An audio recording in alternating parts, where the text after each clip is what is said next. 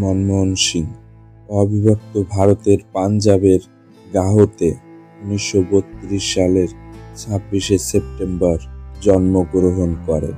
তার পিতা গুরুমুখ সিং এবং মাতা অমৃত কৌর। শৈশবেই তিনি তার মাকে হারান এবং তাকে মানুষ করেন তার পিতামহী, যার কাছ থেকে তিনি খুবই আদরে মানুষ হয়েছেন। ভারত ভাগের পর তিনি অমৃতসরে চলে আসেন। শিক্ষাক্ষেত্রে তিনি বরাবরই প্রথম স্থান অধিকার করেছেন।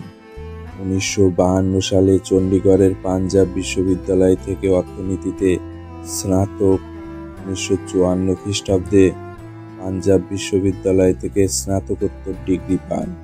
অর্থনীতিতে সাম্মানিক স্নাতক ডিগ্রি লাভের জন্য তিনি সেন্ট জোন্স মহা বিশ্ববিদ্যালয়ে একজন সদস্য হিসাবে কেমব্রিজ বিশ্ববিদ্যালয়ে পড়তে যান।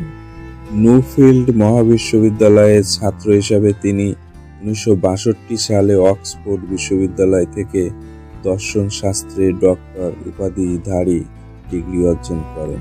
তার গবেষণাপত্রের বিষয় ছিল 1951 সাল থেকে 1960 সাল এই সময়কালে রপ্তানি বাণিজ্যে ভারতের ভূমিকা, রপ্তানি বাণিজ্যের ভবিষ্যৎ ও নীতি বৈশিষ্ট্যসমূহ, এবং গবেষণাপত্রের পরিদর্শক হিসেবে ডক্টর E.M.D. লিটল এই গবেষণাপত্রের ভিত্তিতেই তিনি India's export trade and prospectus for self sustained growth নামে একটি পুস্তক রচনা করেছেন। 1997 সালে আলবার্তো বিশ্ববিদ্যালয় তাকে আইন বিষয়ে সাম্মানিক ডক্টর উপাধি প্রদান করেন। 2006 সালে অক্সফোর্ড বিশ্ববিদ্যালয় তাকে সাম্মানিক সাধারণ আইন বিষয়ক ডক্টর উপাধি প্রদান করেন। 2006 সালে কেমব্রিজ বিশ্ববিদ্যালয় তাকে একই উপাধিতে ভূষিত করেন। তার সম্মানার্থে সেন্ট জোন্স বিশ্ববিদ্যালয় তার নামে ডক্টর মনমোহন সিং স্কলারশিপ, একটি PhD ছাত্রবৃত্তি প্রদানের ব্যবস্থা করেন। তিনি ডিফিলে পড়াশোনা শেষ করার পর 1966 সাল থেকে 1969 সাল পর্যন্ত UNCTAD এর হয়ে কাজ করেন। 1970-এর দশকে তিনি দিল্লি বিশ্ববিদ্যালয়ে শিক্ষকতা করেন এবং ভারত সরকারের অর্থ ও বৈদেশিক বাণিজ্য মন্ত্রণালয়ের সচিবের ছিলেন। 1982 সালে তিনি ভারতীয় রিজার্ভ ব্যাংকের গভর্নর হিসাবে নিযুক্ত হন। এই পদে 1985 সাল পর্যন্ত আসীন ছিলেন। তিনি 1985 সাল থেকে 1987 সাল পর্যন্ত ভারতীয় যোজনা আয়োগের সহ-সভাপতি ছিলেন। 1991 সালে ভারতের তৎকালীন প্রধানমন্ত্রী PV নরসিংহ রাও ডক্টর মনমোহন সিংকে অর্থমন্ত্রী হিসেবে মনোনীত করেন। সেই সময় ভারতবর্ষ এক অর্থনৈতিক সংকটের সম্মুখীন ছিল। ডক্টর মনমোহন সিং ভারতীয় অর্থনীতিকে সমাজবাদী অর্থনীতি থেকে মুক্ত পুঁজিবাদী অর্থনীতিতে পরিবর্তিত করার সিদ্ধান্ত নেন।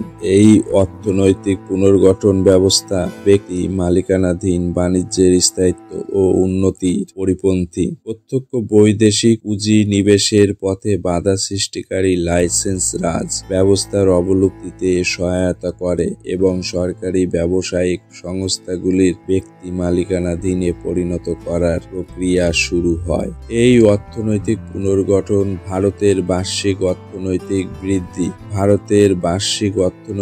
বৃদ্ধির হারকে শতকরা 3 থেকে বাড়িয়ে শতকরা 8 থেকে 9% নিয়ে যেতে বিশেষ সহায়তা করেছে। প্রাথমিকভাবে মনমোহন সিং 1991 সালে সংসদে রাজ্যসভায় মনোনীত হন। পরে তিনি 2001 সালে ও 2007 সালে আবার পুনর্নির্বাচিত হন। 1998 সাল থেকে 2004 সাল পর্যন্ত ভারতীয় জনতা দলের সরকার ছিল, তখন তিনি রাজ্যসভার বিরোধী দলনেতা ছিলেন। 1998 সালে তিনি লোকসভা লোকসভা নির্বাচনে দক্ষিণ দিল্লি আসনের জন্য প্রতিদ্বন্দ্বিতা করেন, কিন্তু তিনি পরাজয় লাভ করেন। 2004 সালের সাধারণ নির্বাচনে ভারতীয় জাতীয় কংগ্রেস লোকসভায় সর্বাপেক্ষা অধিক আসনে জয়লাভ করে। কংগ্রেসের সভানেত্রী সোনিয়া গান্ধী প্রধানমন্ত্রী হতে অস্বীকার করলে ডক্টর মনমোহন সিং 22 মে 2004 সালে প্রধানমন্ত্রী হিসাবে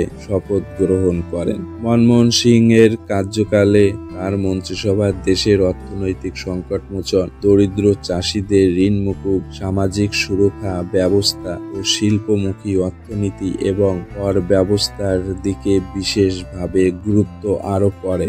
2009 সালে সাধারণ নির্বাচনে ভারতীয় জাতীয় কংগ্রেস জয়লাভের পর মনমোহন সিং দ্বিতীয়বারের জন্য প্রধানমন্ত্রী হিসাবে নির্বাচিত হন। মনমোহন সিং দ্বিতীয়বারের জন্য প্রধানমন্ত্রী হিসেবে শপথ গ্রহণ করেন 22 মে 2009 সালে। তিনি জওহরলাল নেহরুর পর প্রথম প্রধানমন্ত্রী যিনি পুরো 5 বছর কার্যভার সম্পাদনের পর আবার পুনরায় নির্বাচিত হয়েছেন। মনমোহন সিং এর আমলে বিভিন্ন দেশের সঙ্গে তার সম্পর্ক সুমধুর করে তোলে। America, Britain, France, Russia, Japan, চীন, পাকিস্তান প্রভৃতি দেশের সঙ্গে তাদের সম্পর্ক আরো সুমধুর করে তোলেন। 2008 সালে ভারত ও মার্কিন যুক্তরাষ্ট্রের মধ্যে অসামরিক পরমাণু চুক্তি স্বাক্ষরিত হয়। মনমোহন সিং ঘোষণা করেন যে অন্ধ্রপ্রদেশ, বিহার, গুজরাট, উড়িষ্যা, পাঞ্জাব, মধ্যপ্রদেশ ও হিমাচল প্রদেশে আরো 8টি ভারতীয় প্রযুক্তিবিদ্যা সংস্থা চালু করা হবে। মনমোহন সিং সরকার তাদের পূর্বসূরি শ্রী বাজপেয়ীর প্রচলিত সর্বশিক্ষা অভিযানকে চালু রেখেছেন।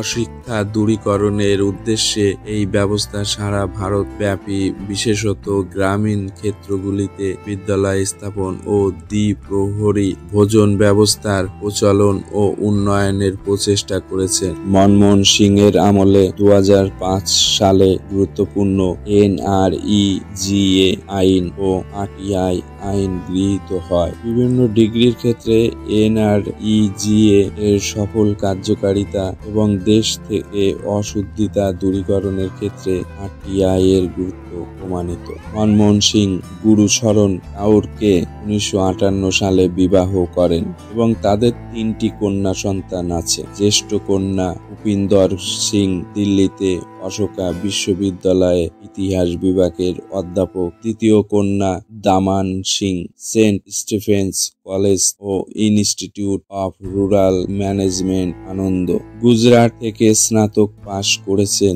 তিনি the last frontier, people and forests in Mizoram এর রচয়িতা এবং 9/9 নামে একটি নভেলেরও রচয়িতা। তার কনিষ্ঠ কন্যা Amrita Singh American civil liberties union এর একজন আইনজীবী। 26 ডিসেম্বর 2024 মনমোহন সিংকে হৃদরোগ এবং বার্ধক্যজনিত সমস্যার জন্য all India institute of medical science new দিল্লির জরুরি বিভাগে ভর্তি করা হয়। মনমোহন সিং 92 বছর বয়সে হাসপাতালে ভর্তি হওয়ার কয়েক ঘন্টা পরে মারা যান। তার মৃত্যুতে 7 দিনের জাতীয় শোক ঘোষণা করা হয়েছে।